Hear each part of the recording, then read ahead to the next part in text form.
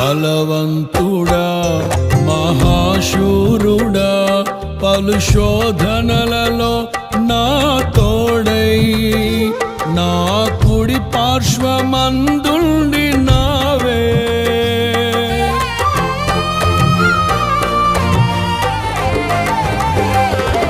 నీ మహిమకై నీవేర్పరచిన నీ పాత్రగా నన్ను మార్చి నీవు నీ అనలేని ప్రేమను చూపితివి.